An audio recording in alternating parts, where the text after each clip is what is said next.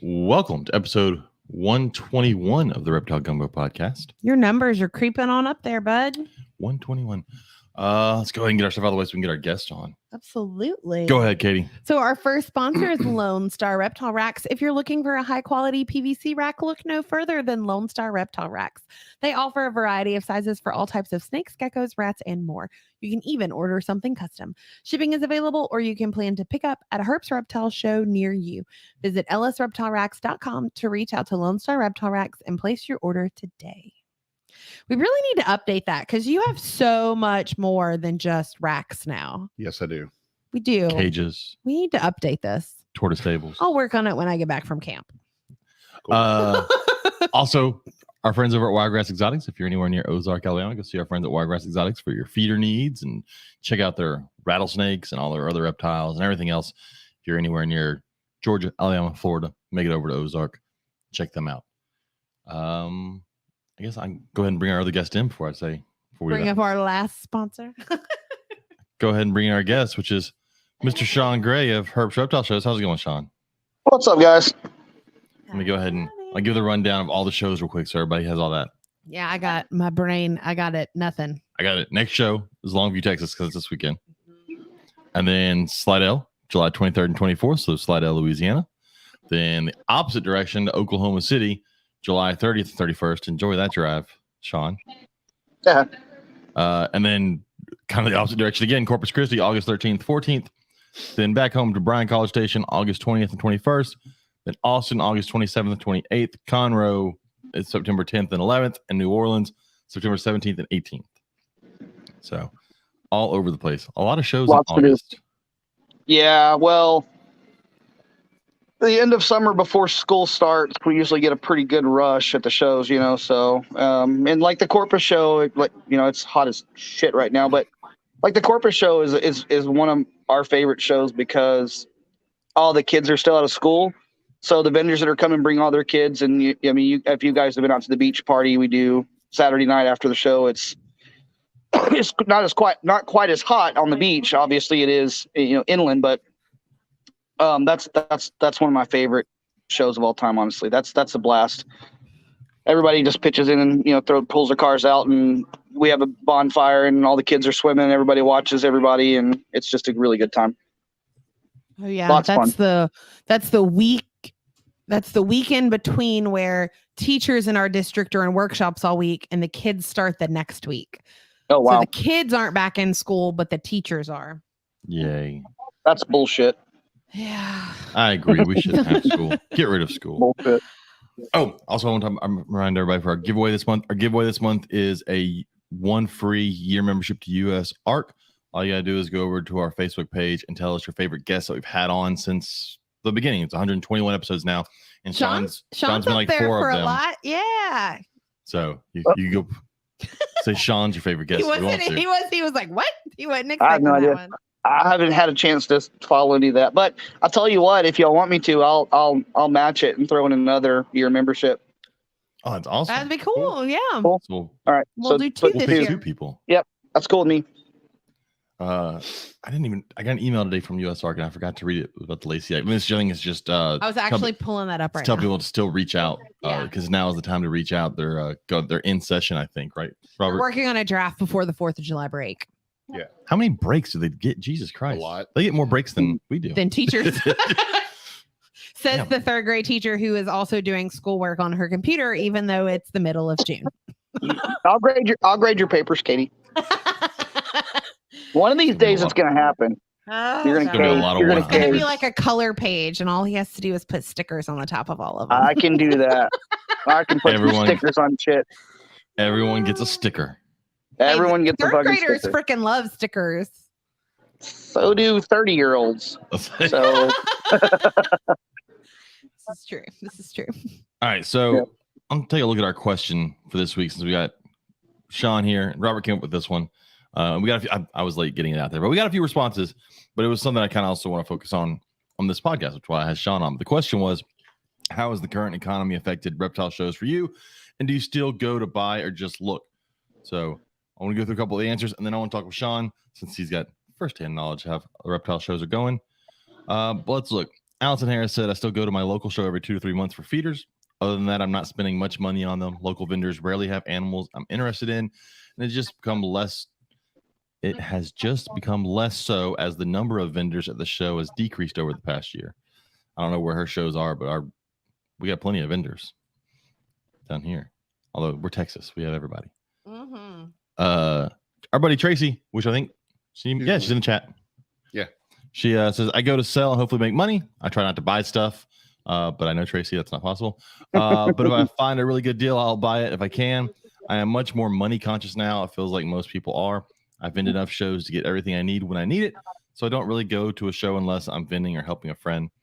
That's because, again, Tracy's doing tons of shows now a year. Danielle Cruz says she definitely asks her friends who are vendors before she goes to the show to find out if they have what she needs, because she doesn't want to waste her time going to a show if they don't have what she needs. I get that. I'm still one of those. I'll go to a show just because it's social, but it's tough just to gas money to get to a show at this point. Bryant McDowell said, I just wait until the big shows. He goes to Tinley, to the NIRBC shows, which are good. We'll talk about the kind of difference between the big shows and the small shows, because there's kind of some tiers to shows. So, I mean, the big shows are good. They're different. Our friend Megan said the economy has absolutely affected all areas of her life, but especially anything that's not necessary.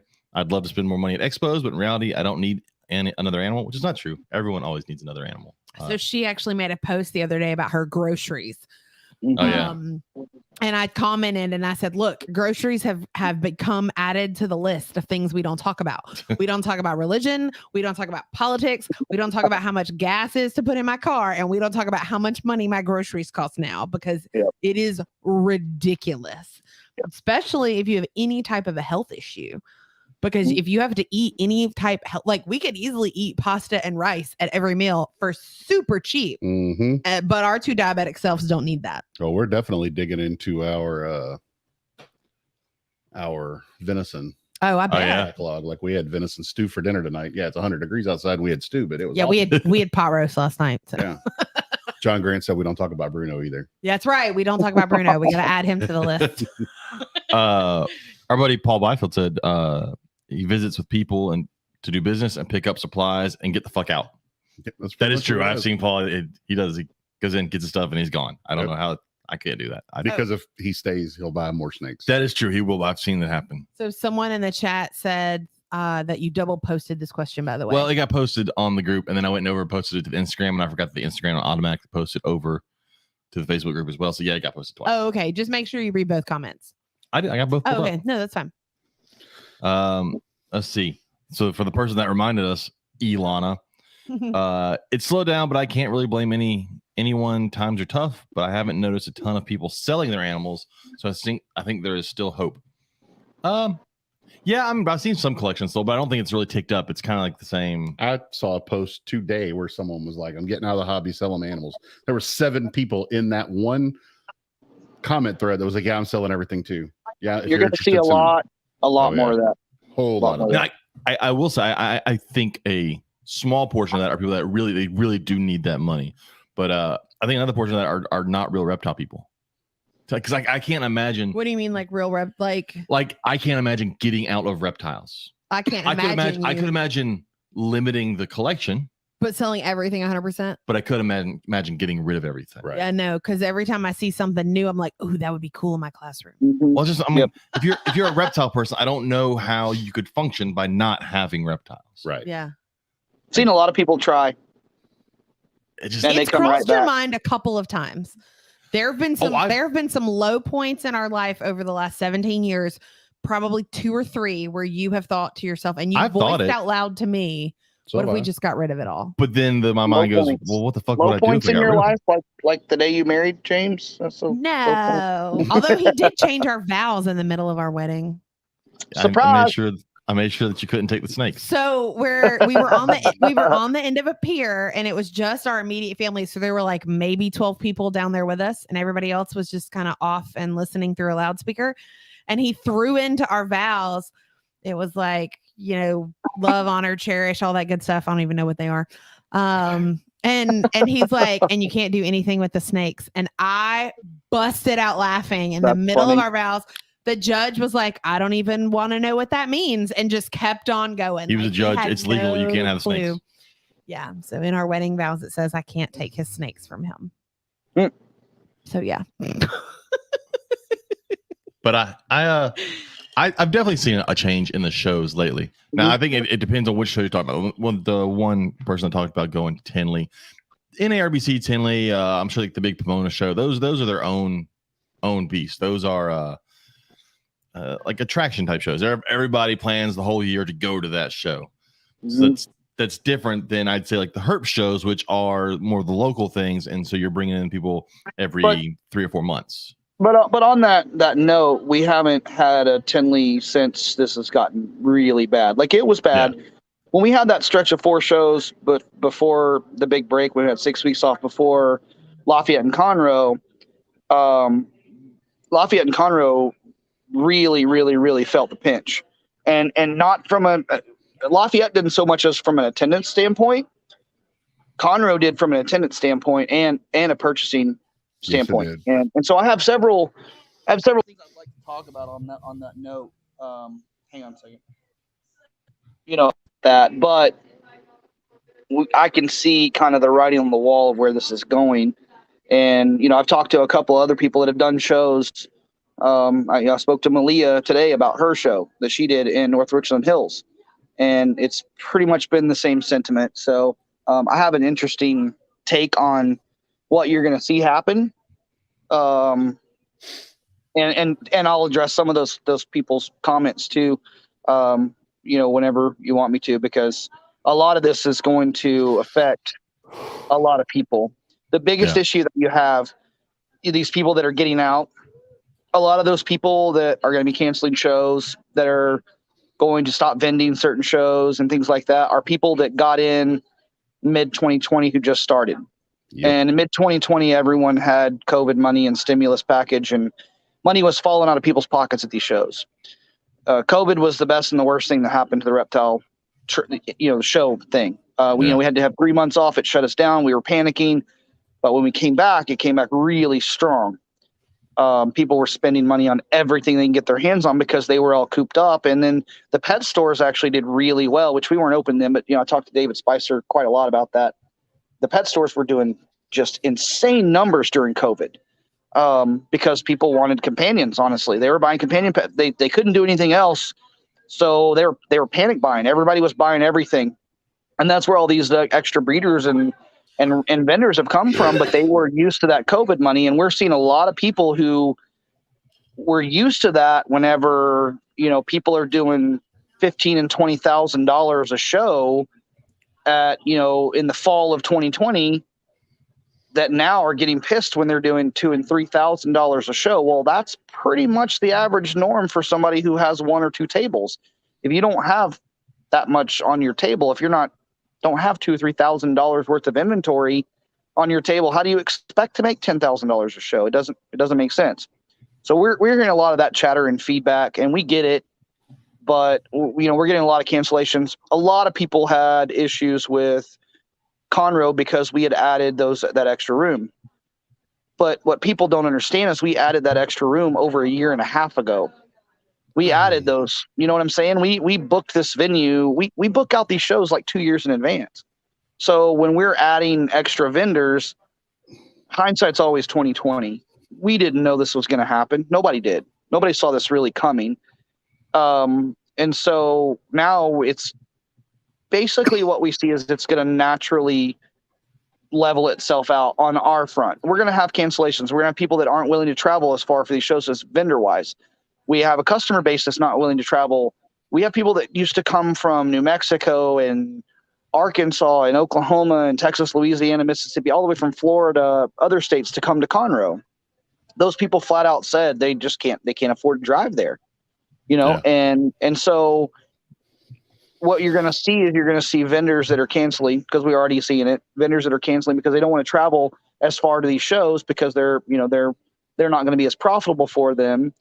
And what that's going to do is, even if there are less customers traveling, if there's less vendors, then the vendors should make money still.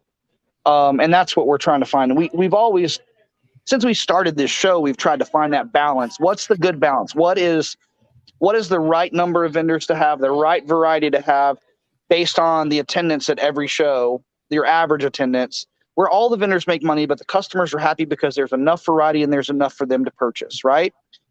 We don't want 30 extra vendors that come to a show not to make a dime. That kills us personally. And that's something that a lot of people don't really believe or understand, but I take that shit very personally. And people that have been around me long enough to really see how much it frustrates me when someone doesn't do well at a show understand that I'm not blowing smoke up anyone's ass. Like, I literally take it personally as I failed to do something the right way. And we caught there's a lot of, jaw flapping and shit about after Conroe. And honestly, the numbers weren't that bad if you look at a normal show. An average show that a promoter, if you want to see real numbers, an average show is between 1,500 and 2,000 people on an average show, right? Some of the larger shows like, Pomona and Daytona and Tinley and those, they're pulling 10 to 15,000 people on a weekend. Conroe averages 6,000 to 7,000 people on a weekend. That's true, legit numbers, right? It was about 3,500. So it was about half of the attendance. Yeah. And a lot of vendors actually did better on Sunday. We had some vendors that came to us and said it was the best show they've ever done. So you have to take all that into account. And I'm not the one that you want to tell you had a great show and then turn around and tell the vendor next to you that it was shitty and you're never fucking coming back. Yeah, I hear that all the time, unfortunately. Yeah, because if you tell me, hey, I had a bad show, like something's not right, then my job is to figure out a way to fix it. I'm not supposed to just count how many people are coming through the door. And there are other promoters, that's all they fucking care about. Not going to name names, don't want to go into that shit. But that's all that it matters to people. And you guys know that I'm not like that. You guys know personally that I'm not like that because we've talked about this. And there are a few show promoters that are like that they really want their vendors to actually do well because I'm responsible for putting food on people's table. And I've said that so many times, but that's something that I feel.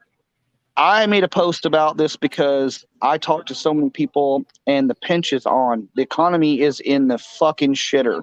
We're not there yet, but we're getting there. But it's hard for people right now. It's very hard. You're talking about the grocery things earlier. We're talking about overhead. We're opening a fucking business in a recession right now, which is crazy, but we didn't see this coming as much. We're like, fucking gas prices are up. I'm not going to fucking walk. I have to fucking drive to do shit. Right. So, yeah. But you're not going to see the people traveling for the luxury expenses that you have before. You're going to see online sales probably go up, but shipping's gone up. Yeah. The cost of fuel for these planes has gone up. The price of a ticket to fly somewhere has gone up. So it's not just relegated to a Reptile Expo. You're going to see a huge, huge decline in online and we call luxury items, but you're always going to have the breeders that are always looking for something extra, right? You're always going to have those people that are going to go drop $5,000 with one vendor on a bunch of breeder snakes. But your normal everyday pet person is going to be very, very, very reluctant to spend that extra money. Go ahead, Katie. Sorry. I have a friend of mine who she's dogs, but she's actually considering switching and transitioning them to a more naturalistic diet because it will be cheaper than the specialized dog food that they have to get for them from the vet. So she's been doing all this research lately. And she's actually considering putting both of her dogs on just because it's going to be cheaper than the dog food they've been on their whole life. Yeah, it's crazy. If people they're making sacrifices, but I don't know what the future holds. I think that we'll actually power through this and make it. I mean, honestly, we have a business to run. We have multiple businesses to run. And what's crazy is the pet shop had this huge spike this week out of nowhere. Huge spike. Thursday, Friday, and Saturday was insane. Grant Family Exotics, John said they had a hell of a week last week. Yeah. It was nuts last week. I don't know what was in the water, but we just broke records last week. They sure didn't show up to the show this weekend. We got paid last week. So maybe people that get paid bi-monthly, they were like, all right, I got my paycheck and now I got to go get everything I need for my pets. Before I have no more money. Because I mean, I have to budget that. Our second paycheck of the month, that's where all of our fun stuff comes from. But that's also where we go buy all the dog food for the dogs and we splurge and buy extra vegetables and the specialty things that our animals don't get on a regular basis, but they get as treats. Things in general are so expensive. Like I had to buy rodents for the first time in a few months because I bought a bunch before that. But like a large rat now is $4, and that was cheap. Like I priced it through several things, and a large rat used to be like $2. So like it's everything, and it does get expensive. And I can see why these people would get rid of some things in their collection if they're real reptile people. I mean, I can see having to get rid of and make concessions, but like I said, these people that get rid of everything are definitely the ones that came in 2020 because they had all that money and they saw everybody going, "Oh, this is the best year I've ever had selling reptiles," and they're like, "Oh, I'm going to do this," and they realize, "I'm going to do it too." Yep. Yeah, and then they realized that well, one, they didn't wait the full 3 years for anything to grow up, so if they were growing up anything, they didn't make it there. And two, they realized that when they bought that one pastel and a normal, and they weren't going to make $1,000 off of each animal. Yep. Yeah. And you're going to see that through the rest of the summer, at least until mid fall probably. I don't think you're going to see any uptick in spending until probably before the holidays. Honestly, I don't think we'll see anything until the election. You don't think so? I don't think we'll see anything until midterm election, and wow. And then depending on what happens in the mid, and I've been reading all the financial news, all the people who predicted the collapse in 2008, and they're all saying the exact same markers you hear. Housing prices are through the roof, fuel prices are through the roof. Well, now especially with the housing market, the Fed's increasing the interest rate, so it's that market's about to fucking crash. Yep, my in-laws have a house they're getting ready to sell, and I keep telling them, quit fucking around. Get it on the market. Do it now. Get it on the market. And hey, can someone bring me some wine? And now they're looking. They're probably not going to get it on the market until the end of July. And I'm like, you guys might be sitting on it. They might be. Please, bartender. Yeah. So in our chat, Will McReady said that he would have thought, because we're talking about people making $2,000 in a weekend, would have thought $2,000 is pretty good. So I think that's another thing we have to look at these shows. So like for me, so a show is completely different for me than it is for Robert. Than it is for me. Yeah. It is for every single person. Yeah. Well, like, because what they see is what is a good show is completely different for everyone. Yeah, like I mean, I'll say I did $2,000 at the North Richland Hills show this week and lost. So that's not a good show for you. Yeah, yeah. I got to do a lot more than that to break even. Yeah, like and literally, I only have to build 2 racks for Longview this weekend. Now that being said, I only did $225 at the Longview in January because first show of the year, and things were just kind of starting after the holidays. So hopefully, and like I said, this whole thing is different. If it's a business for somebody, it's different than for me. Like I can go to a show, and as long as I make enough to cover the table, I had a pretty good show because I'm there to hang out. A lot of people that are like that. Yeah, but there are a lot of people that stake their whole livelihood on how much they're going to make at these shows. Oh, absolutely, yes. And that's kind of where it differs for everybody on. Yeah.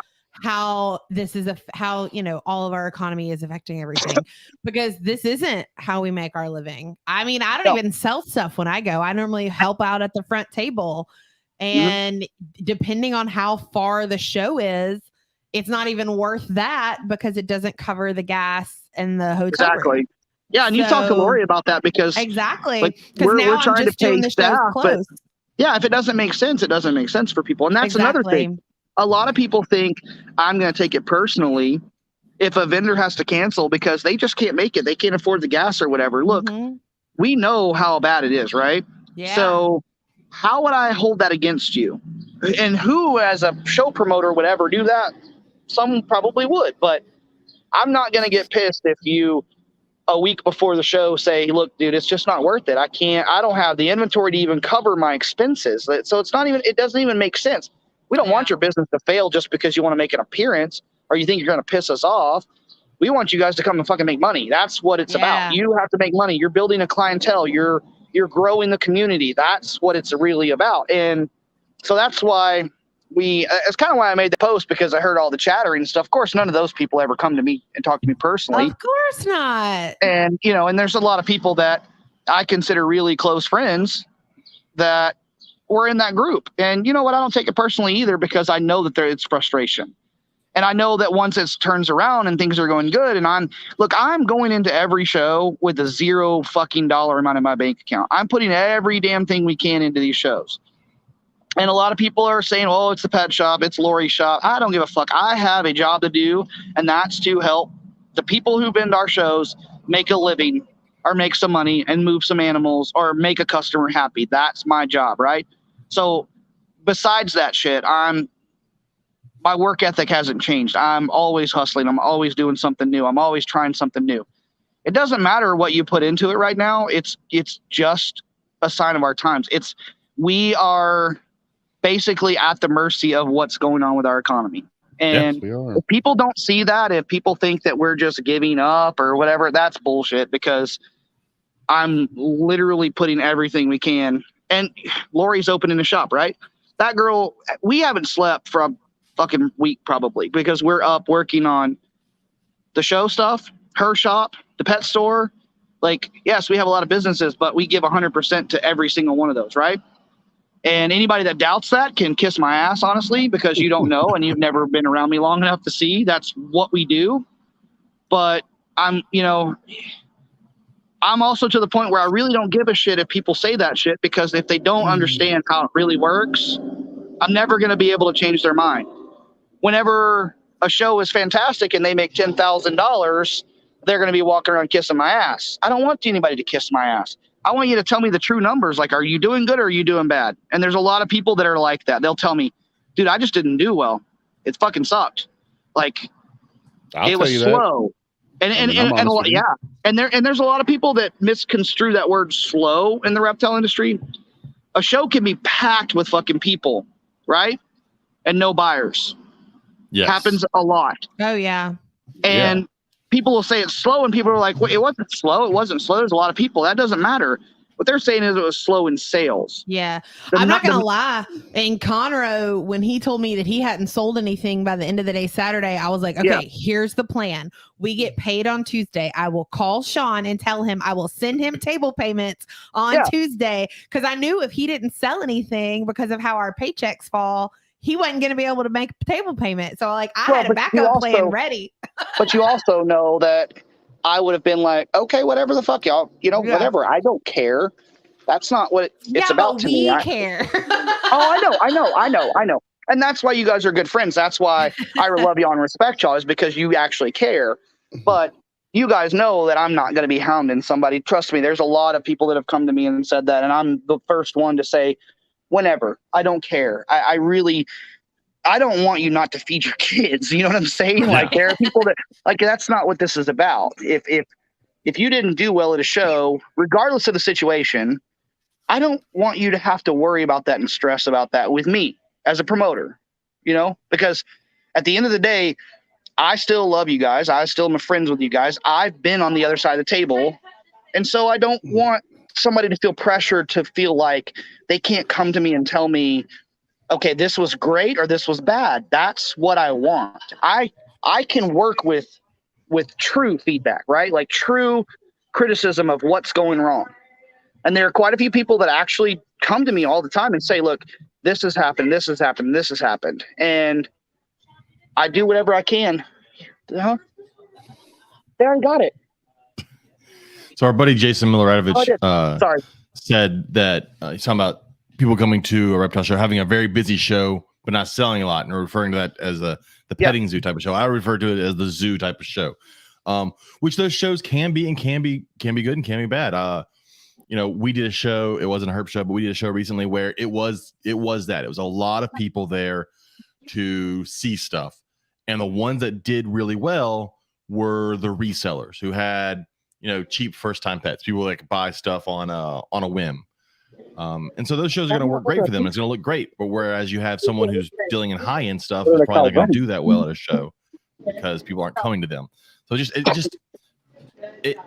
shows are different. It depends on the show, the time of year. It depends on so much stuff on how it's going to go for somebody. I mean, Robert even said like he has done great at Longview, and then like this past January, it was like, what happened to this show? You never know from show to show. You never know. And as a vendor, you never know. I've done some of the biggest shows and sold 0 animals, and done small shows and done $3,000-$4,000 in leopard geckos in a day. So it happens, and I always preach this as my job to bring them. Yeah, there are, but there's always people that also say they always do well. That is true. I've seen this. I've seen Robert go to a show not expecting to do well, and then leave with like $6,000. And Well, like, for me, Lafayette, the first time I went to that venue, I'm like, I ain't gonna sell shit here. And I fucking had my best show ever the first time. And Conroe beat it the next weekend last year. And it was probably cash heavy too in Louisiana. Beaumont has been a great show for me. Unfortunately, it wasn't for anybody else. Beaumont has been a fantastic show for me. Yeah. But but Lake Charles, I think Lake Charles is going to surprise you guys. Yeah, I do too. That's also another thing. Depending on what you sell, like I talked to Bart at Conroe. Rodent guys are always going to do great at shows, so they're probably not the best measuring stick for how a show went. Talking to a rodent guy, because even if someone's not buying snakes, they're buying snake food. They have to buy feeders. Yep. Right. And racks can sometimes fall into that. Someone goes out and they buy. Someone's getting rid of their collection, but maybe not selling the racks, so they need to buy a set of racks for the whole new collection of snakes they bought. And so that's kind of an up or down one. It's hard to compare dry goods sometimes to live animal sales.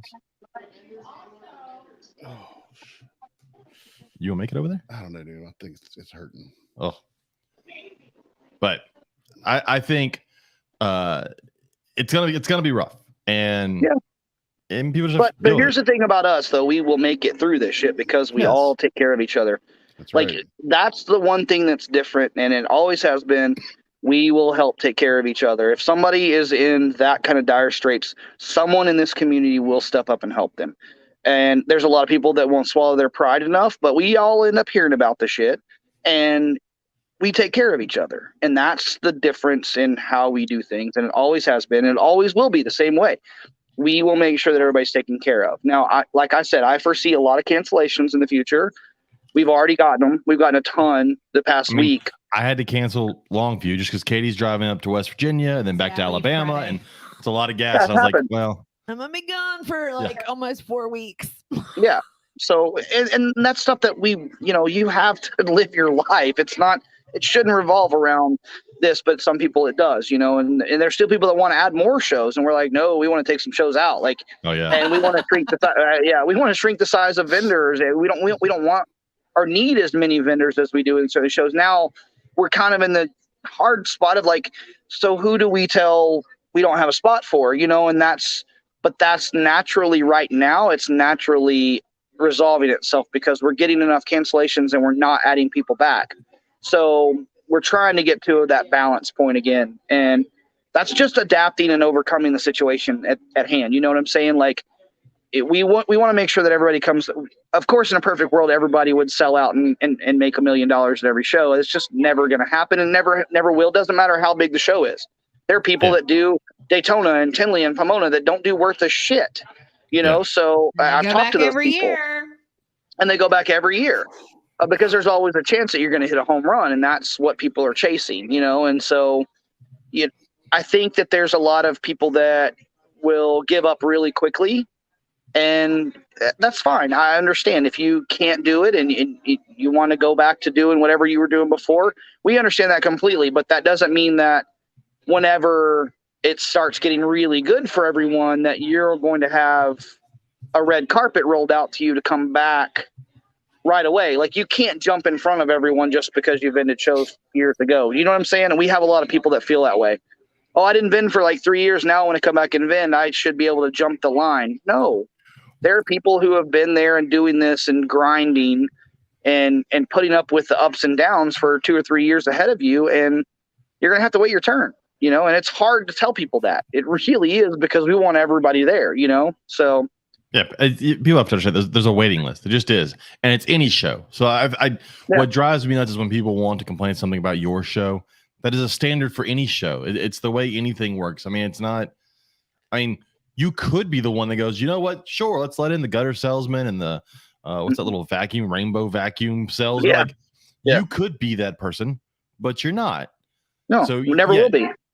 People complained about there being a lot of vendors at Conroe, but there were a lot of reptile vendors. No one was trying to sell you a set of knives.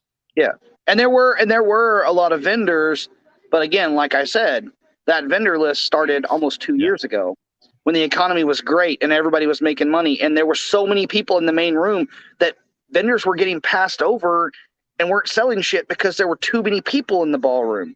So adding that extra room and only adding 20 vendors at that time seemed like a good idea because it was vendors that we had before. Honestly, we had some new ones, but it seemed like the growth of that show had gotten to a point where adding new vendors wouldn't hurt the bottom line of everyone who had been doing that show, right? And in fact, using that as a marketing tool is saying, hey, we've added even more vendors would seem to draw more people because we're adding more variety, correct? Yeah. But that was 2 years ago. Those people were booked. We had a waiting list of 50-something vendors on the waiting list when we opened the doors. We had people showing up that thought they were on the list that were not on the vendor list at all. And there were people that drove for hours, and I'm like, I'm not going to tell them no and turn them away. I don't have the heart to. So I made space for people, you know, so. Because you're a softie. Softy, yeah. No, I feel bad for that, but at the same time, you know, it was very clearly communicated that they were on the waiting list. But some people, shit happens, right? So I mean, it's also very clearly communicated when people are supposed to show up places, and we call them on Saturday morning from the front register, like, "Hey, where are you? Yeah, where the fuck are you?" There's a few of them that we know. I'll make those phone calls. It's not fun. If it's like 9:15 on a Saturday morning and there's like 2 or 3 vendors that I know that aren't there, I'm like, they'll be here like in 20, 30 minutes. It'll be all right. Yeah. Jared. Yeah. Okay. Yeah. So, but no, I know that things are taking a turn for the worst and getting bad. But like I said, we're trying to find the balance, and we're trying to actually keep this going the way it's going. And I'm still spending a shit ton of money on advertising. That's just not going to change. And we're, you know, like even for Longview, like, you know, Debbie and Bryce at SMS, I left them a bunch of signs for the last Longview show so they could put out, but they wanted signs that they could put outside the loop, like all over Longview and Tyler. So I shipped out a bunch of signs to them to put out that have like the date and the location. So it just doesn't say Reptile Show this weekend. It has the date and the location. So they posted them all over Longview and probably Tyler. I don't know where they put them all. They have a bunch of them. So we're trying different things. Obviously we're trying to, and everybody's like, why don't you go back to radio? And why don't you do this and the flyers and shit and all that? None of that stuff ever made a really big difference for us. The social media marketing has always been where the best ROI is. That's where I can target the right people to come to the show. I'm not just doing a nationwide ad with whoever fucking sees it can come. I'm actually using keywords and targeting practices to get the people who are interested in reptiles and animals that should spend money. The problem is those people are coming in and they don't have the extra income to spend right now. So maybe the next show, you know? Well, saying and it's important to get the folks that are reptile people in there, but sometimes I think it's also important just to get general public, like large numbers of general public, because they will turn into reptile people, right? If you look at my square numbers, I can actually go back and look at my reports and dig down and see my returning customers for one show and the new customers for one show, right? And so returning, say just the last Conroe show, returning customers was about 65%. But we still had that extra 35% that had never been to one of our shows ever before. Yeah. So of course we want that market to grow. And of course we want that, you want that repeat business, but you want new faces because they're going to be reptile people. Even if they don't buy something this show, they may in the next one or the next one or the next one, you know? So it's part of it. You have to, like, that's the numbers and shit that every morning when I get up in the morning, that's all the shit that I go through. Plus the ad results from the previous day and tweaking the pictures. If this picture is getting more likes or it's getting, you know, this video is getting more likes or more response. That's stuff that I'm constantly doing throughout the day, but nobody ever sees that shit. They, you know, they want to talk shit and say, oh, they're opening up a pet store. When I opened the pet store, everybody was like, oh, the fucking shows are going to suck now. He's doing a pet store. Or now Lori's shop. Everybody wants to talk shit. Oh, it's because of that. No, it's because you're sitting on your fucking phone when there's 10 customers sitting in front of your fucking table. Get off your fucking phone and talk to people. Well, that's the problem is you're hitting a period now where you have to sell your animals, which is how it used to be regardless. Yeah. Yes. Your animals are not going to sell themselves anymore because you have to talk people out of the money that they are humming and awing whether they should spend it or not. And people are used to that 2020 money They didn't see the 2018 shit. They didn't see the 2016, 2017 shit. When you had to talk to every customer, I was walking through crowds handing motherfuckers geckos. Like literally handing people geckos saying, hey, come check out my table and bring me my gecko. Like literally just to get them to our tables. Like that's the shit that we did. Like you have to sell your animals. Yeah. And there's too many people that have rested on their laurels because people were throwing money at them. They would rather sit on their phones and bitch and complain and moan. And those are the people, if they cancel, oh, fucking well, you cancel.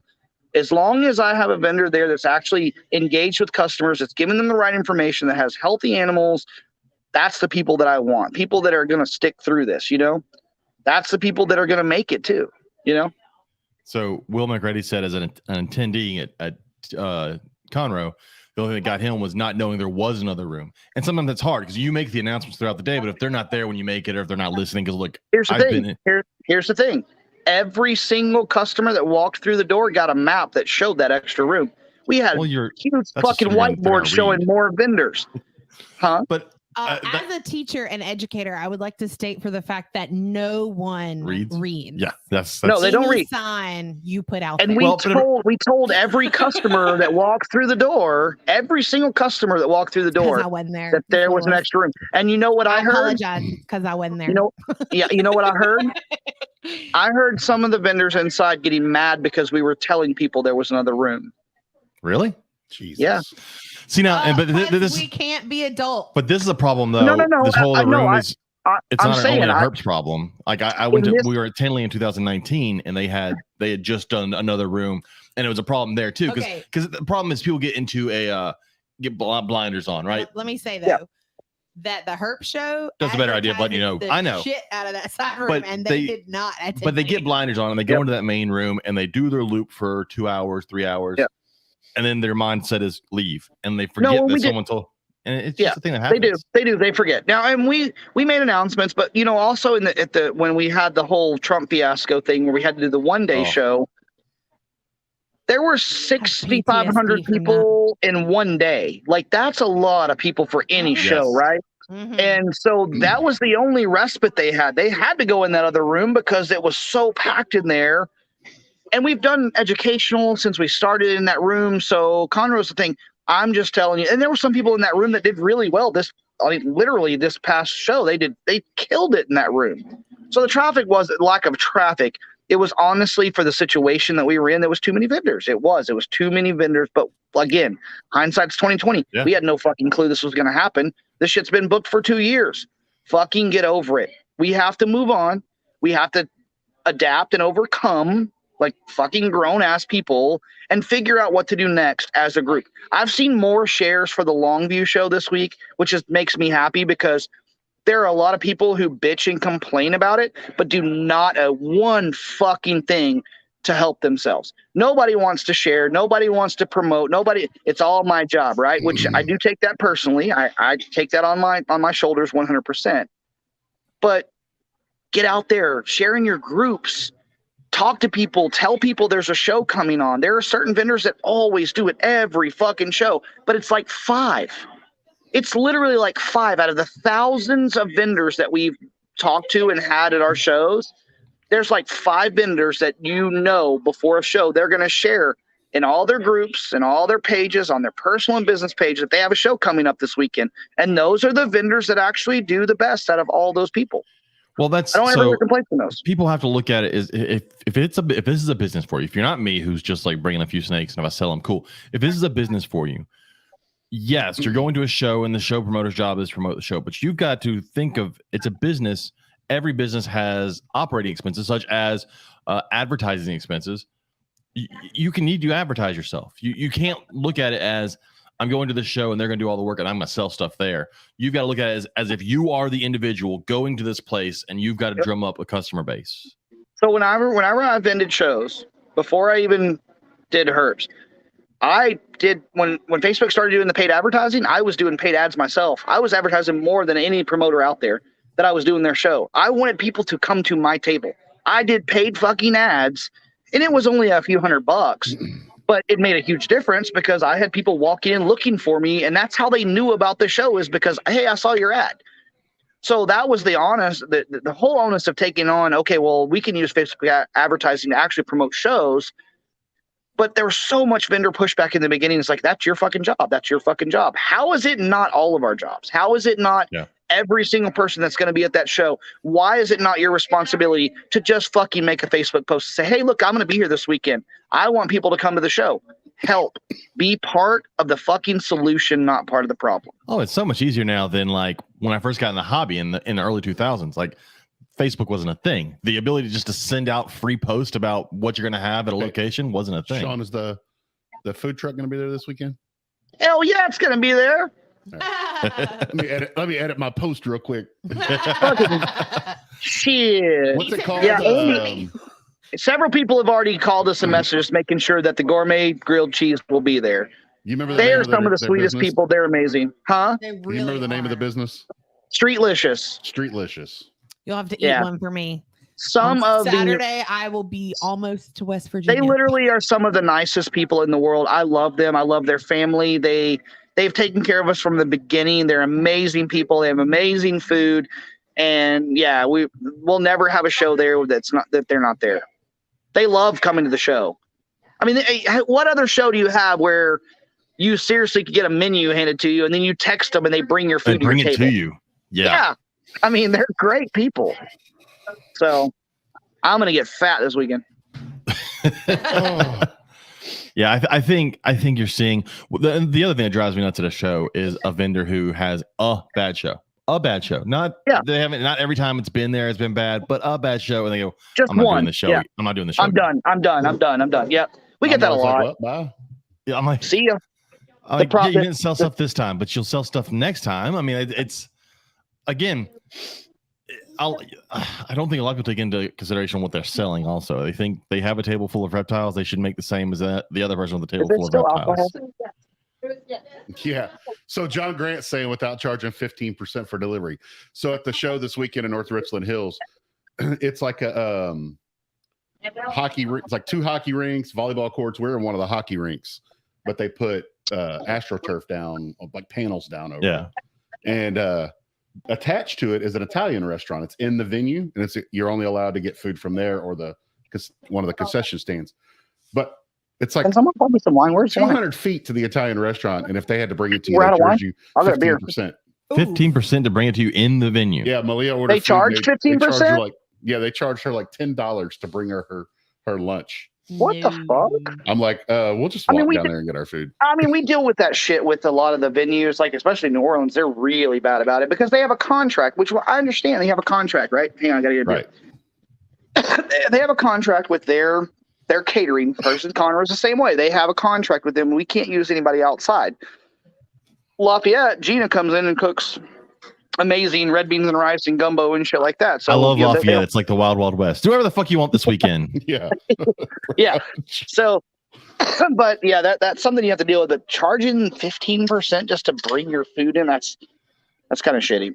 Yeah. But we got into it with New Orleans one time about the Halloween candy. That was fucking crazy. But we got over that. They didn't want us to bring in Halloween candy for the vendors.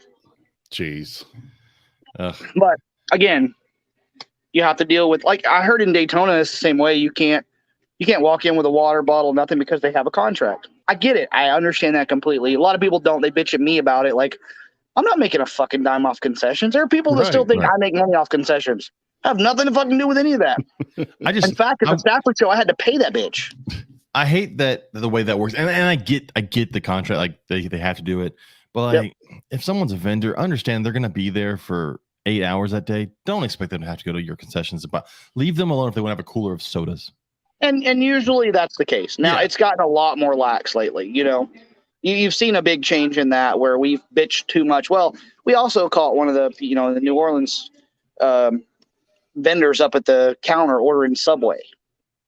Can't bring any outside food, but they ordered Subway through DoorDash, and we busted them and threw a huge fit about that. But that was a few years ago. So one of the people that was working the concessions. Yeah, it would be different if their food was good. But that food, jambalaya is fucking horrible. Sorry. Yeah, it's horrible at the New Orleans. In New Orleans, I haven't been to New Orleans in a while. It's pretty bad. Yeah, look, Lori's like, are you talking about the New Orleans venue? Yeah.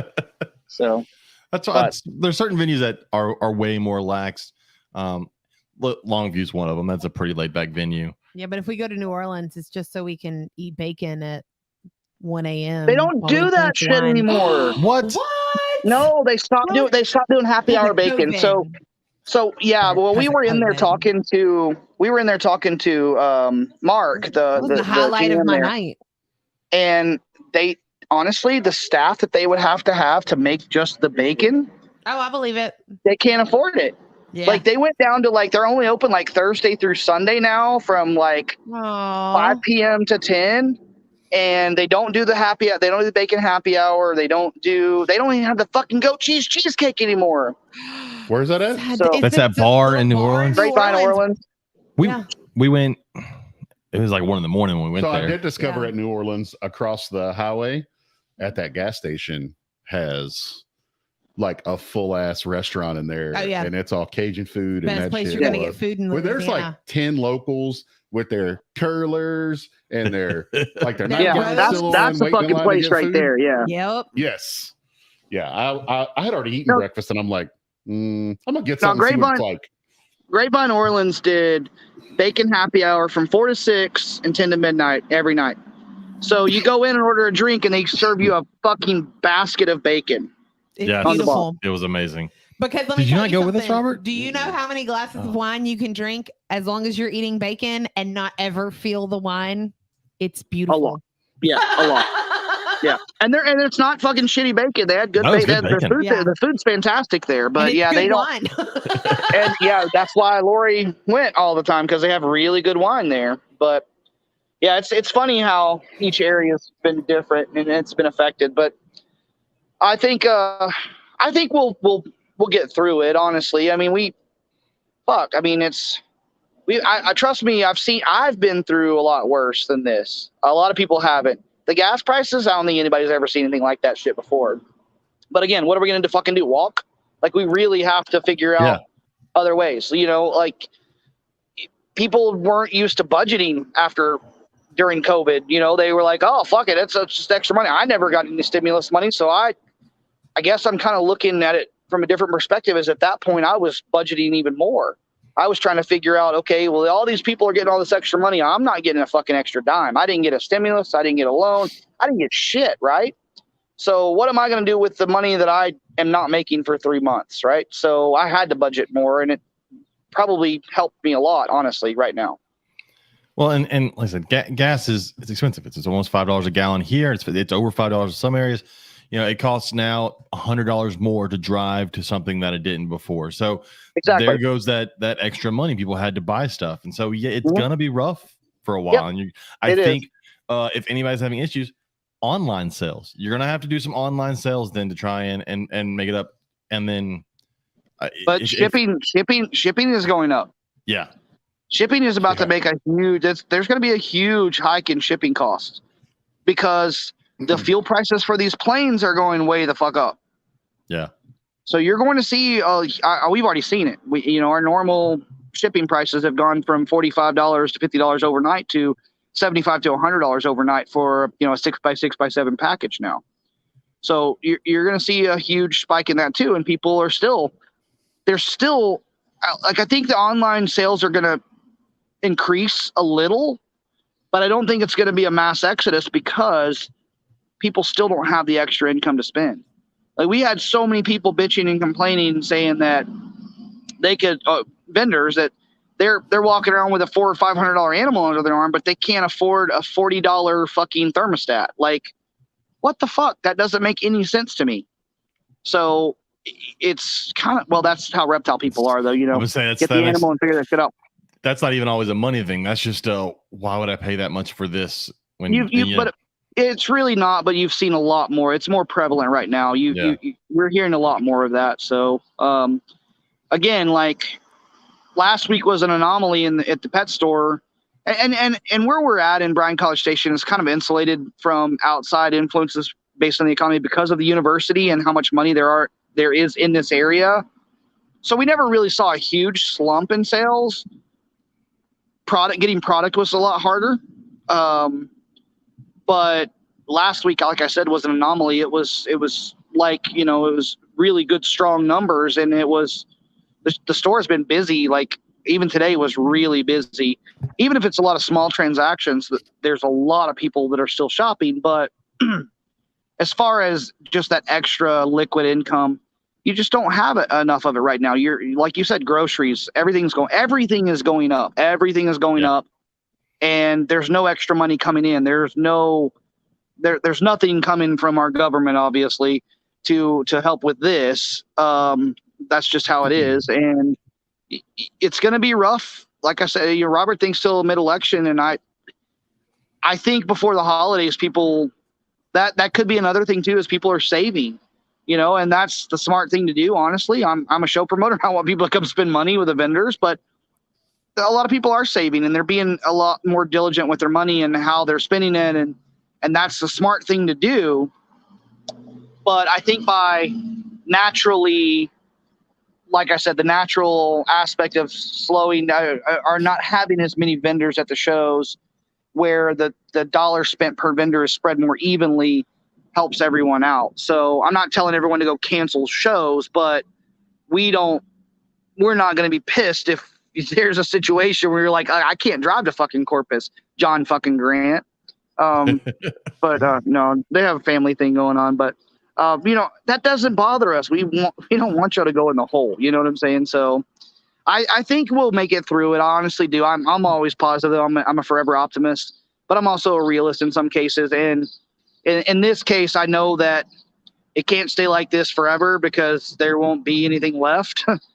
So something's got to give. But historically, the summer shows are not usually as good as the fall shows. They're not. So yeah, I can go back and look at numbers from every June Conroe show since we started, in 2015. And I can tell you that the numbers are always a little less during the summer shows. Hey, that also has to do with availability of animals. Yeah. Because during tax season from January through May, people have fucking tax money normally, and everything gets bought up in those, and the vendors don't have the inventory to, cover the demand of the supply. Right. Right. So you see a lot of that shit, but your dry goods and things like that, you really don't see a huge decline, but there always is a dip in June.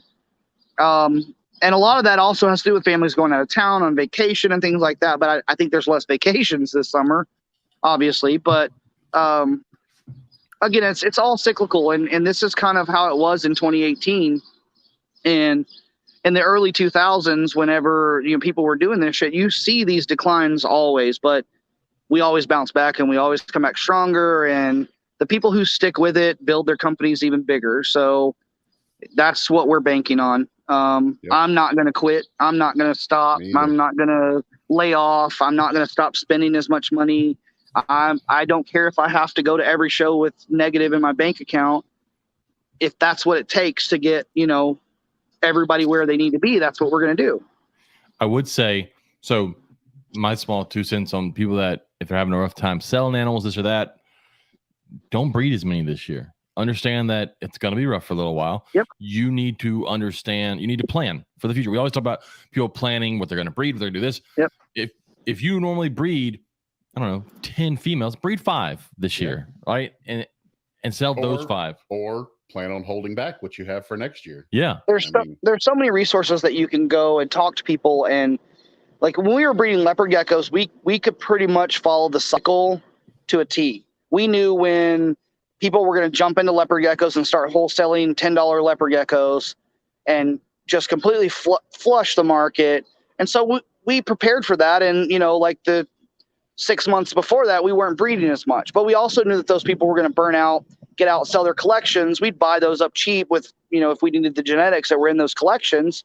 And then we'd scale our breeding back up so that whenever all these people jumped out, we were one of the very few that stayed in, and we could actually increase our prices and go with the supply and demand kind of chain thing.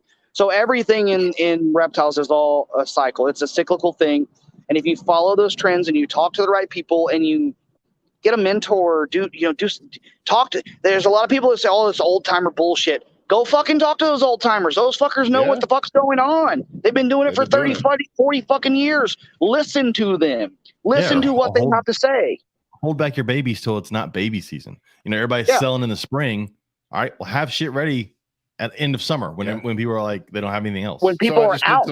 Yes. I just did some quick checking right now. So FedEx, this just talking about shipping prices. FedEx primary plane they fly is the Airbus A300. It holds about 68,150 liters of fuel. Right now, it costs them $147,000 to fill that plane up. Oh my God. In January, it was only about 60,000 to fill that plane up. Yeah. So you can see the natural trend of everything going on. 40,000 to fill it up.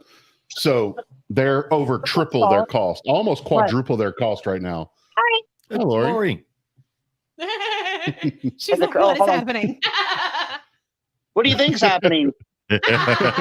Lori's drinking. That's crazy. She needs her little flip change color. Octopus. Oh, the octopus that Shatter for. Oh yeah, the green and purple octopus. All that thing, I was like, oh my god! First of all, it's Herb's colors. I was like, and she can turn it, and she can be on the happy face if she's in a good mood. So Sunday morning, it's on the upset face if she's in a it was on the pissed off face Sunday morning. Yeah, it was. But actually, the last one we in Lafayette, though, not on Conroe, she got lit. But Lafayette, she slept for like 14 hours. We ate a shit ton of crab. Oh my god. Yeah, did. So what we didn't talk about because I wasn't in Conroe is I took that whole ice chest of crab, like a whole bushel, back to my mom. And then ate half of it. I didn't eat half of it. My mom did bitch a lot because I did. She was like, why are all these legs empty, Katie? And I'm like, well, if I crack it and there's meat on it, I'm eating it before I give it to you. I ate crab for 4 hours that night. Yeah. Oh, I went through the whole thing. It took us almost 3 hours to process everything and bag it and get it ready for my mom's freezer. When I tell you, not only were my hands like cut open, like as bad as yours were that night, mine were on fire. Mm-hmm. Like they burned. So, I was like icing them and covering them. So speaking of food, when Robert was talking about the gas station across from New Orleans, Paul commented that every gas station in Louisiana smells like a kitchen on an offshore diving boat. I miss that so much. God, I miss that. But you can buy vodka at church. I mean, so in Louisiana, preschools. I mean, it's everywhere. Yeah. I mean, here we have a lot of taquerias in our gas stations, and I discovered that the little bunny stop by my shop has. The lady speaks no English. So the gas station down the road from my school, because we get to leave at lunch as long as we can be back in the 30 minutes. And I'll drive down there and I point to what I want and hold up how many fingers, how many tacos I want. And now I haven't been able to eat it since week before last because the little gas station on the corner down the street from us at the feed store has evidently some of the best barbecue. They had badass breakfast tacos. Was it you, Katie, that had the breakfast tacos there? No. Oh, with my aunt. Oh.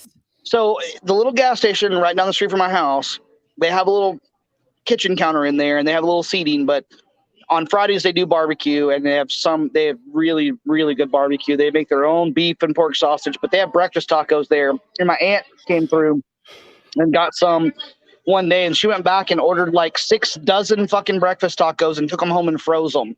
So that she could always have the breakfast. No, that gas station looks like it has good food. That gas station looks like when you walk in, it's nothing but a concrete floor. There's like 3 old guys sitting at a table all morning. On the corner, by the feed store and all that. Yeah, by the feed store. They have legit food. It looks like you could also like buy crickets there if you wanted to. They're making the cornbread for our Texas boards here at the Tipsy Trinket. Nice. Oh, cool. Yeah. Next time I'm in North Texas, I have to go by All Subs and buy all their frozen burritos because I love them and we don't ever get to go up there anymore. We had All Subs by our house in Lake Dallas, and that's what Lori wanted all the time is those fucking burritos. I freaking love those things. Supposedly you put them in the air fryer and they're amazing. So I can't wait. I tried that. So let's talk about shows. Let's talk about some positives. What are some things that you think people could start doing? Since it's getting a little rough. So things they could do besides advertising. We all know that they could advertise, but things that they could do to help themselves. Because there are still some people coming into the hobby and starting to do shows. And it's kind of a rough time to be new in the hobby and start doing shows. But what are some things, if they don't know any better, that they could do to help themselves? Make yourself stand out. So have a presence. Like I started vending with a queen sheet and deli cups, right? And I quickly learned that people will stop at your table if something looks interesting. So you want to draw people to your table. In a sea of vendors, Do something different. Do something that sets you apart from everyone else. Quality animals is one, but you have to get them to come to your table, right? Yeah. Stand up. Don't sit on your ass and play with your phone. Be engaged with every customer. When we were vending, Lori sat behind the table, and I was in front of the table, and she would get so pissed at me because I would stand in front of the table and literally talk to every single person that walked by, draw them in. You have to do something that's going to set you apart, and that's one of those things. People have gotten lazy. So use that to your advantage. If you're a new vendor and you're competing with someone that has been in this for a long time that has gotten lazy and disenfranchised with it, fucking do something different. Like, show your stuff. Like, make sure that you're visible. Make sure that you're known. Make sure that you have a presence, right?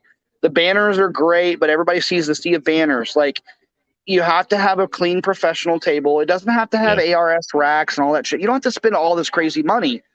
Even when we were Deli Cups, everything was organized in males and females and price, and it was all like perfectly aligned, and that's just how we work. I can't stand seeing tables that are so much clutter that you can't figure out. And there's a lot of people that can say pros and cons of that clutter. If you're looking at a table, there's some people that just won't fucking take the time, but there are some people that will look through every fucking animal if it looks cluttered because they're looking for something. So there's 1,000 ways to set up your table, but if you set yourself apart from everyone else and you make sure that you're engaging with every single person, it doesn't matter if they walk up and say, I'm not here to buy anything, I just want to hold animals. Then fucking let them hold a goddamn animal. Because chances are, if they have a good experience with you when they are ready to buy, who are they going to come back to? They're going to come back to you. You never know how much money that person has or is willing to spend on an animal. Robert has seen that with racks, because I've seen people walk up to Robert to buy racks. I'm like, this person ain't got shit. And then they walk away with like $2,000 worth of racks. One of my best customers ever selling leopard geckos. This dude walked in, and I was doing Repticon shows at the time. He came in with suspenders with one of them down and no shirt underneath and fucking muddy rubber boots. But that motherfucker loved leopard geckos, and he spent a shit ton of money with him. But I actually took the time to talk to him and engage him and befriend him. And he came back to my table every damn time, but nobody would give him half the time of day. Just don't judge a book by its cover. Like, every single person is a potential customer that walks by your booth. And like I'm saying, it's a long, long haul. It's a fucking marathon, not a sprint. Those people will remember that if you are kind to them and if you show interest in them and you want to educate them, they will come back and buy from you. They will be some of your best customers. In Louisiana and in Beaumont and in Conroe a little, but not as much. You've got to be really careful about not judging people because you got all that oil money. Yep, and you offshore guys. You have an offshore guy come in on a weekend and they're going to walk in some raggedy looking clothes because they are doing that on purpose. They purposefully, I have a family member who like runs a rig offshore and he has more money than God. And I'm telling you, he will purposefully walk somewhere looking as raggedy as possible because if they treat him bad, they will never get a dime of his money. And that's the way a lot of things are. Yeah. Yeah, like walked on, I think it was BMW maybe. His wife wanted a new car and he had the cash to pay for it outright. And he had literally just gotten off the helicopter and he was like, come on, let's go. We're going to get your car. Walked to the lot. It was one of the little sports cars. I don't remember what it was. And they were like, you can't afford anything on this lot. And he was like, all right. And he came back like 3 hours later with the sports car from the other lot. And he was like, by the way, I paid cash. Yeah. And so like, it was glorious. I used to sell cars, and I was in Houston, the South Loop at Russell and Smith Ford. And if anybody's from Houston is on the South 610 Loop, it's probably still there. It is. But I was very, very new, and my general sales manager was a friend of mine I worked at Bob Pagan Ford in Galveston and went up there. And this guy rode his bike onto the lot. Not even shitting you. Rode his bike on the lot. And one of the sales managers says, go up this guy. That up means go talk to the guy and talk to him, right? So he said, go up this guy. It was raining. I remember this like it's yesterday. And I go up and start talking to the guy. And he'd been on the lot for like 3 weeks, driving around, and nobody had talked to him. This dude had $85,000 in a fucking shoebox in the back of his bike and bought a brand new Eddie Bauer Expedition. Full price, whole 9 yards, full sticker, didn't care. I was the only person that talked to him. And that moment right there is what set me to say, okay, I can't judge anybody, but I'll never judge anybody like that. But as a salesperson, that's your job to sell people. That's your biggest downfall is if you prejudge someone walking to your table. Oh, And if you Yeah. see someone walking by and they're kind of eyeing your stuff, fucking call them. Say something stupid. Y'all all heard me yell hot geckos and stupid shit like that. Like, you know how much such shit I've sold for vendors doing stupid shit like that just to get people's attention? Jason Miloradovich just said he's found that it helps to open up some of those quiet customers by engaging them in conversation not related to what's on your table. So compliment their earrings, their shirt, or something. Absolutely. Jason is spot on. Talk about what they're wearing. Talk about, whatever.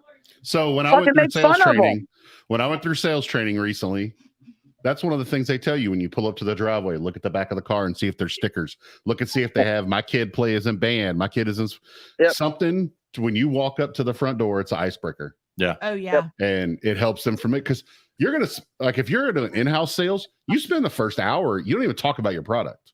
No. You're just setting the groundwork. People have gotten lazy and they've become money collectors instead of salespeople. Your job is to sell that person. Now, can you turn down sales? Absolutely. We've done it a lot. I'm not saying just fucking take their money and run. Yeah. If they're not educated enough, don't fucking sell it to them because you're going to ruin their whole experience of being a reptile person. There was a vendor this weekend selling the fucking work. Selling sulcatas, telling the customers, I've never seen him at one of your shows, telling the customers to go over to Andy and them and buy a 10-gallon tank with an underpad heater. And that's I heard about that. Actually, that's what Millie and I talked about.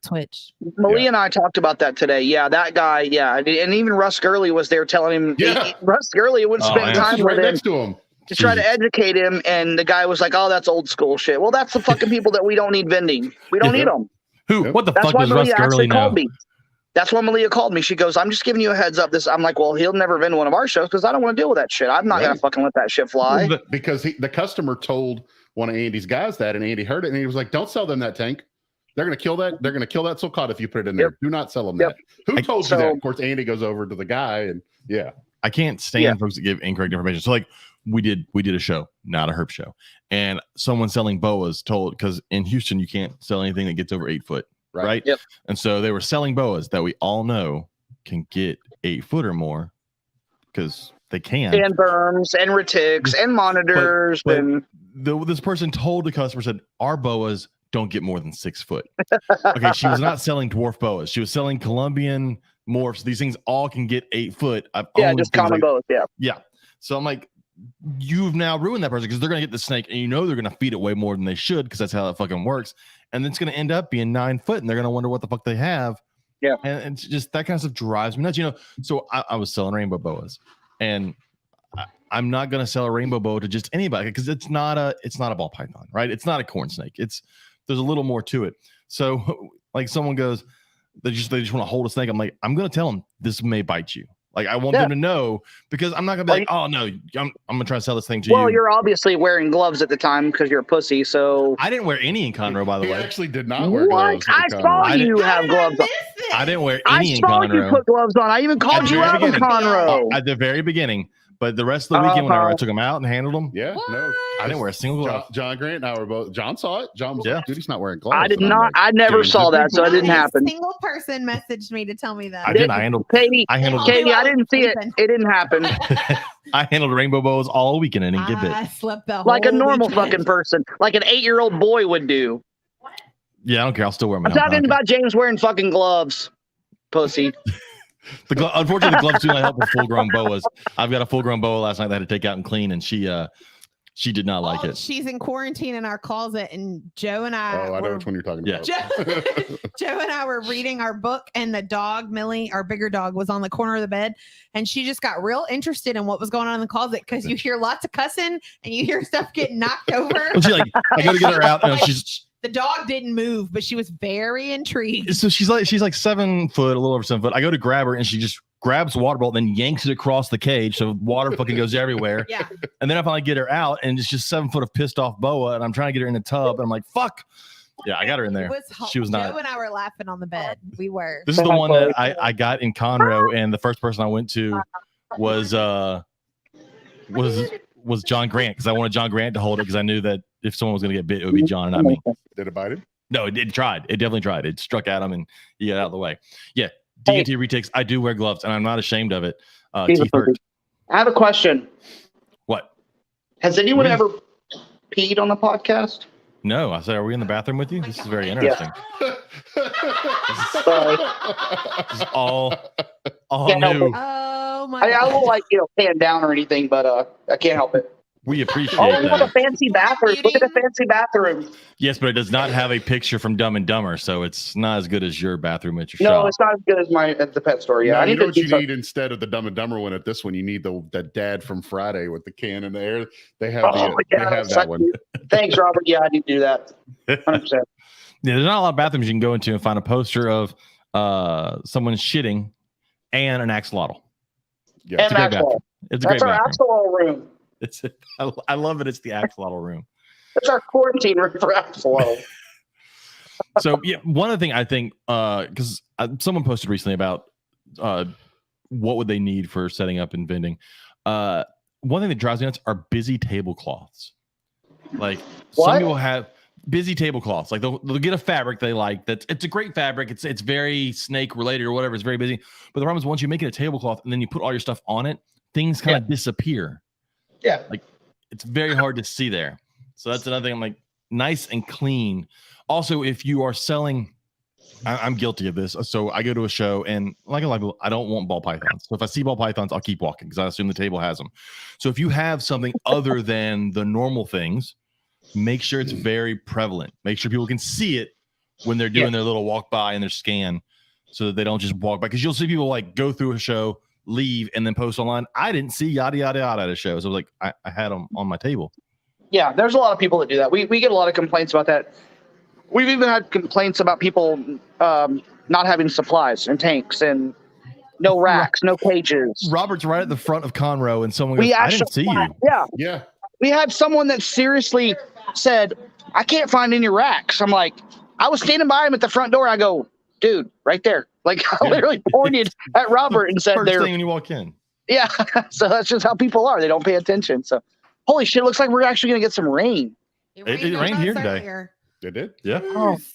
When I got to Pasadena this morning, it was 107 here yesterday. It sucked. I woke up at about 6:30 this morning and went to get out of bed and had such bad vertigo. I ended up on the other side of the bedroom, holding on to the wall.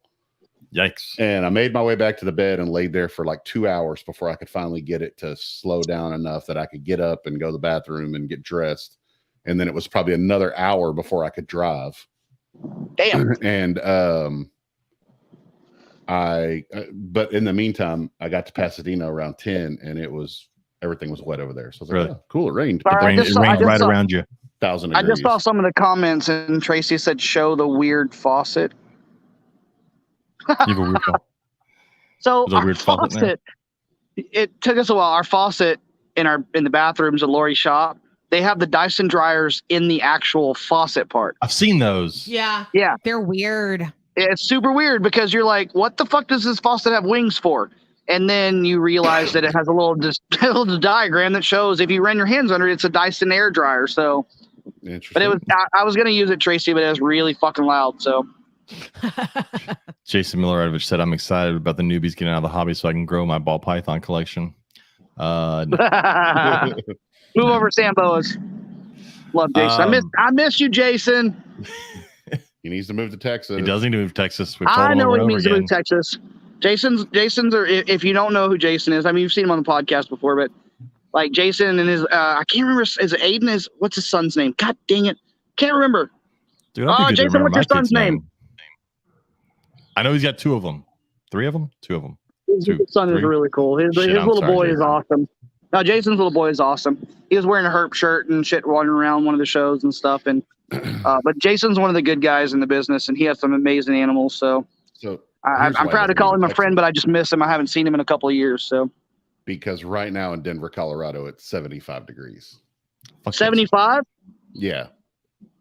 Somebody told me it was 105 in Wisconsin or some shit today. I think they're all going to die. I think Wisconsin just got wiped off the map. And in Bryan, Texas right now, it is 95, but it feels like 102. That's where I'm at right now. It's fucking hot. It's 76 where I'm going in West Virginia this weekend, and the low tonight is 67. Like you too. I think the high heaven. on Sunday in Longview, Glorious. real temperature is supposed to be 104. But it'll Jesus. be in the. Which It'll be in means the. when Maybe we should reenact the whole water balloon thing in Longview so I can get hit with water balloons again because that was amazing. Ugh. So I'm gonna try not to do any spoilers, but we went and saw Jurassic World today. Yeah. It was so fun. And it was awesome. I've seen people post online, several people post online that it was not good. But those people are just wrong. Sorry, it's only going to be 102. Oh, 102. Okay. Yeah. I've heard But- mixed reviews on it, so It was great. If you are a Jurassic Park fan, I think you will really Ivan. enjoy it. Ivan's the one that's always with him. Jason's son, I Ivan. should have known that. It's a Russian, 3. I knew it was 3. Russian first name for the Russian last name. Fucking Russians. Evan, Drake, and Lincoln. is somebody going to get more alcohol? Yeah, John Grant. Oh, yeah. John Grant sent us out this morning. He took a screenshot of the temperature in Ghana, where ball pythons come from, and the temperature where he's at in Oklahoma, and it was hotter in Oklahoma today than it was in Ghana. Damn. Yeah. That's You couldn't just crazy. hang out. You had other stuff to do. What? Oh, look, it's Lori. Hi. Having fun What's that? testing We're out, already an hour. and a testing half out in. wine. It's fun. These It's are not my fun. wines. These are extras. These are extra. Extras. Because I cannot drink my wines because it's product. And Sean says I have to count all the shit from TABC. Yep. He's very strict about that. Yep. Those, I'm those not are allowed. laws are kind of important. Yeah. Walls are kind of important, especially with TABC. Yes. You let me have to take the dog toy, and that was a big step. I got to take one dog toy home. Hold on. I gotta show you. Oh, you have a dog section? You're on the snake section? Where are You the wanna see snake the dog? toys? We started working on the doggy boutique. Hang on, show you. How many people are you going to trick into eating specialty dog biscuits? It's going to happen, right? So we have a guy that actually makes puppy pretzels. We met at a farmer's market, and he makes his all natural like dog treats. But so this is the doggy boutique. It's starting to come together. Is there a TV in there? Nice. Yeah, it's a TV in there. I'm gonna put doggy videos. Cute. So it's actually looking really good. play the was it the pup bowl, pupper bowl? What is it? The puppy One- bowl. No. Puppy bowl. Yeah, so we have all like the shampoos and shit and toys, and this is her bougie barkery boutique. Bougie Barkery Boutique. Yep. I want her to say that in about an hour after another bottle of wine. There's Eddie. Say hi, Eddie. Hey, Eddie. Hey, Eddie. Hi. how are you doing? So yeah, we've been up here working on shit like constantly. So and running errands and doing more shit and building more shit, and we actually have our first keg in now. It's mead. We have our TVC license now, which is badass. So That's awesome. Jason Miloradovich said it's been jumping into the high 80s here. Fuck you, Jason. You know what? Jason. No, he's got to deal Yeah, with but snow, you know- and I don't. you know what, I'm- Jason? Yeah, it gets to like fucking negative 20 and shit. So fuck that shit. Yeah, I'll take it all day long.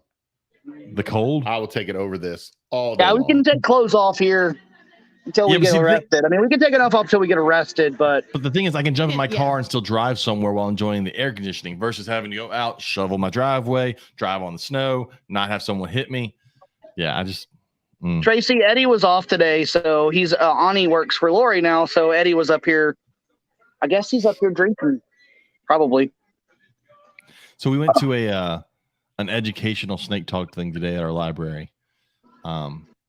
It was fine. It was painful for me. I could have done so much better. I could have done so much better. It's very difficult when that's what you did for a living for 7 years. Like when you're used to being the person to get up and do the programs, and that's Listening how to you someone made your else do living it. for 7 years. When you watch someone who's significantly older than you are do the program, They were old. And the and moment we were 30 minutes in before we ever saw an animal. Like all Well, she did was talk. but she for didn't do 30 any. minutes. She didn't do an animal program. She talked and then Tracy she said let you're in people the go. wrong store. She let people go visit the folks with Tracy the Renee. animals. The t-shirt girl. T-shirt Tracy, the girl that came in. Oh yeah. Sorry, I'm talking to Eddie. But it pained me the moment she They're went to doing say the wrong the coral snake rhyme. I was like, please don't say it. Please don't say it. And she did. Oh God, no, not the coral snake And rhyme. the whole whole room. They all said recited it with her. I was Like, no. I was like, we literally live in a place All of where us they're were, like, melanistic. cringing.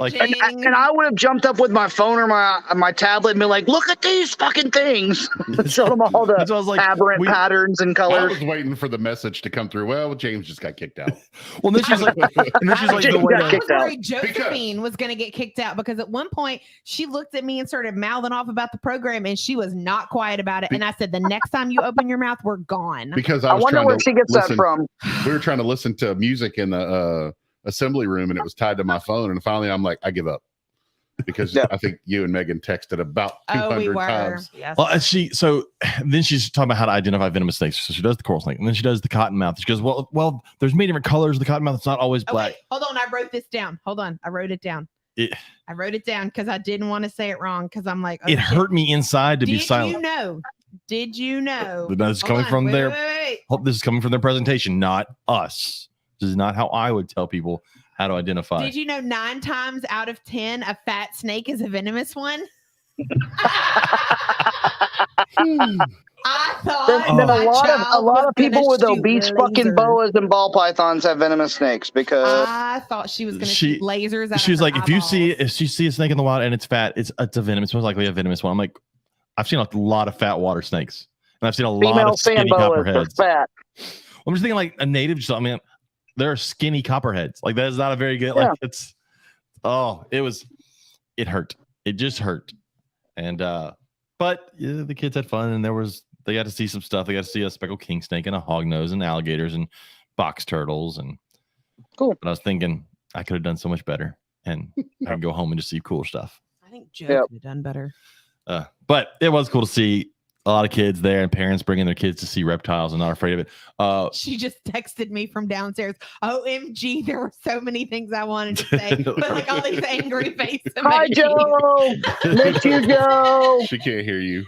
Oh, it was. Oh. She can see it though. She'll watch it later. Goddamn. She will. Joe, I'm Sean sure. said hi. She's not on there. That Lori said, "Where's Joe?" So, She no, said she's not on. hi. She said hi. She's downstairs building Lego. She's downstairs building Legos.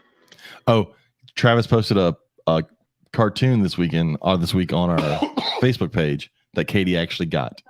It was great. I never understand the memes he posts because I don't know what they're talking about, but I got this one. So it's a guy, and he walks up to the guy and goes, "Hey, you're a bird person, right?" And he goes, "Yeah, why?" He goes, "Check out this new wine opener. It's a duck with a corkscrew coming out of the bottom of a duck."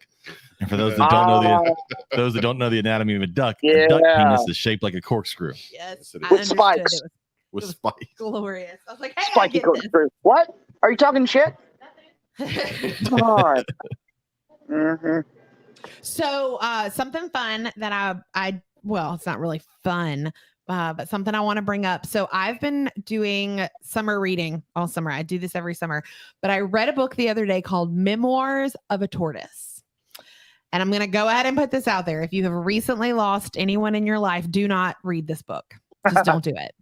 The book, it's beautifully illustrated. It is a children's book, and it is basically an 80-year-old tortoise who loses his pet human because his human Ike comes to his garden every day and he laughs and tells joke and he says, here, fetch this stick, Oliver, and throws a stick. And then the tortoise laughs and then the human laughs because tortoises don't Oliver. sticks.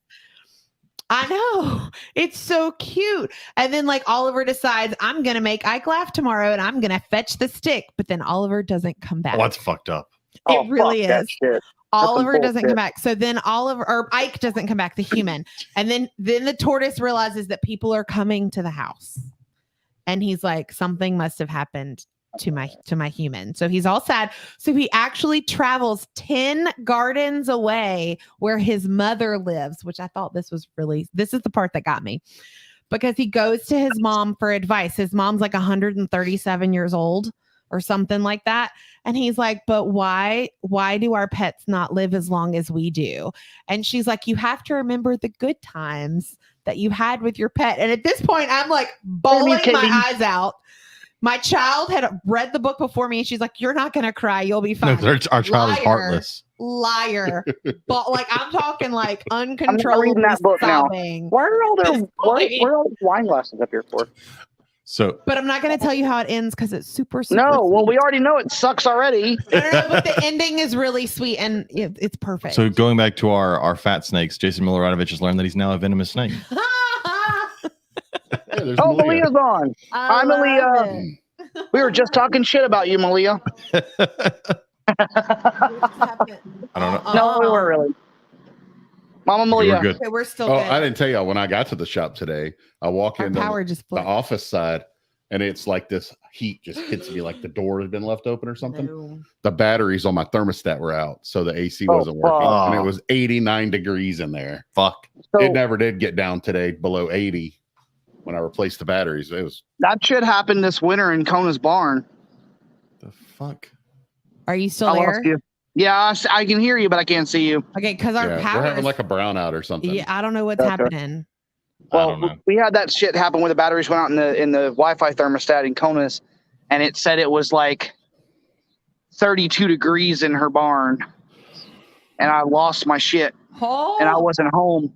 So the girls went out and checked and said, no, it's like 75 degrees out here, and it was like 30 degrees outside. So oh, that's freaked terrifying. me the fuck out. But I guess it defaults to 32 degrees, of course, when the batteries die. So one thing we didn't talk about at the beginning of so I had COVID and I've like lost a whole week and a half of my life. Like it's just the summer is not the time for that to happen. But anyways, I had a pretty crappy birthday because I was stuck by myself in my bedroom. Like I couldn't even like go buy a cake. But I had a really awesome birthday surprise when James came home and I finally got a leopard tortoise. And thanks, Yep. Sean, for that. I know. Welcome So I named it Happy Georgia. birthday. I'm so Oh, cool. excited. Yes, because leopard tortoises are found in the savannas of Africa. And when I think of savannah, I think of Georgia. Big Georgia. So I That's named a it good Georgia. name. Perfect If name. it ends up being a boy, it's going to be George. So I've already got it planned. The sucker climbs like crazy. Holy- We have found this sucker tipped over at It just least 3 times. Keeps climbing the cork bark and then tipping over. So Like, John, he just- John Gray well, thought he was going to have to. leopard tortoises when they're little suck at flipping over. It's That's what they do. awful. I'm like, Hey, dude, Robert. get your shit together. Yeah. Robert, check the What? temperature in Bryan right now. Did it go down? Like 30 fucking degrees. Look at that shit. I was about to say, maybe you will get rain. Start blowing like crazy. Oh, it feels so good right now. It still says 95, but it shows this big dip coming right like anytime now. Oh yeah, That's it's hitting me. It feels amazing. Literally, the temperature dropped like 30 degrees outside. Oh, it feels so good. oh, There's Lori again. oh god, Lori it's says Lori. I'm done. Are done? She says, "Am I done?" Where'd my beer go? I think we're done. I don't have anything. I think I'm good. I think we're done. We can go find food. Ooh, food does sound I'm good. hungry. Yeah, I gotta eat pizza. We ordered pizza. Oh no, that sounds horrible. Oh, we've been working though, so it's like we've been lived off pizza the past couple of Thanks days. for We getting just just pizza found out. every There's some day really of the good- week. there's some really good pizza places in downtown Bryan, so we just like order it and go around the corner and Look pick it about up real quick. So Joseph Kowalski. They just put it on That's Audible, awesome. so I've already. Oh, that's cool. We just finished off the pizza rolls in the freezer. So So Robert just found we're the gonna take a break. Audible now has the Snake Charmer, which is the book about Joe Slowinski. Slowinski, I the have one that. that I have that book. I don't think I have it. I need it. Katie, have you read The Lizard King? Loved it. I read it on our anniversary, actually. Like when like Have our you- original, like our honeymoon, like Yeah. when we got Have you read married. the I read it in Invisible? car. Have you read the Invisible Arc? No. I have not read Oh. that one.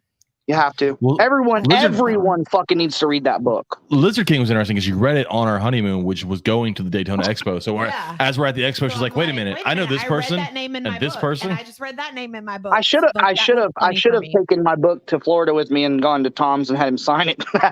but definitely not read the Audible. Invisible Arc. Everyone needs to read the Invisible Arc. I've I don't care heard- who you are. I've had a lot of people tell me about that one. I have probably 10 or 15 signed copies from Tracy and Dave. All right, hold on, pause. Jason Miloradovich, you're wrong. Shut the fuck up.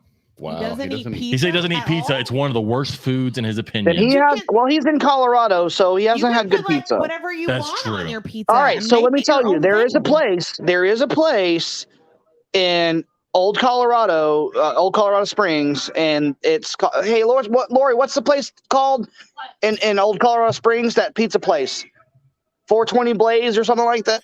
That sounds like Colorado. Well, no, listen, that 420 slice. The story behind that is they're from Texas. And they like imported an Italian brick oven, and they moved to Colorado because their daughter has epilepsy, and they used medical marijuana to help her, so they named it after that. That is some of the best pizza I've had in a long. In Colorado, that's definitely one of the best pizza places. But 420 slice, definitely, if you're in Colorado Springs, go to Old Colorado, try it out. It's fan-fucking-tastic. I'm excited because I get a calzone tomorrow night. We're eating the calzones right now. I have calzone got delivered. I didn't eat it. Thursday night. Okay. We have an Italian place here that I freaking love. Mm-hmm. Joe's Italian in Conroe. Oh my God. Robert knows about that. They did remodel the whole outside, and they took the dividing wall down on the inside. So it's one big room now. See, we were in there, and it didn't look different to me. So they used to have that we went wall Thursday. that separated that little back room. And in the very back corner. Yeah, because we talked about it, and then we went and ate there, and I'm like, it's not completely different inside, but that little wall is definitely gone. I never even noticed it, but now that you say that, I do. The whole outside, they reskinned it with those stacked stone. And I just love there's a Joe's Italian in Conroe and a Joe's Italian in Slidell. Not related, and they're both really good. Not related. In North Richland Hills this weekend. Did you? Yeah. I didn't go there. Anything in Joe's Italian, just try it. What, baby? Jason said he hates marinara sauce. When I've had it Mexican style with beans and salsa, it's not marinara sauce. Ben Storman. Sorry, we're talking about cheese. We tasted a lot of cheese today. On pizza? No, sir. I don't think Jason's taste buds work. I think that's the problem. Oh, that just sounds horrible. Anyways, anybody else got anything? We're good? Everybody? We mentioned everything? Robert, got anything to add? Any stupid people from this week on Facebook? Longview this fucking weekend. Everybody come out. Everybody fucking share that shit. Get a grilled cheese with... Get a fucking grilled cheese. Get a peanut butter bacon grilled cheese. There's also the mac and cheese and barbecue? Isn't it mac and cheese and barbecue? Yes, the pulled pork. The pulled pork mac and cheese grilled cheese. I get those two. Jason Miller said pizza crust with beans and salsa. When I go to CC's, I eat their Alfredo with spinach. That's like... That's 90% of what I eat. I do like their Alfredo. I like their buffalo chicken. When I order pizza from Domino's, I like to get Alfredo sauce, and I like to get their Philly steak with extra cheese. And can I have a piece of that calzone?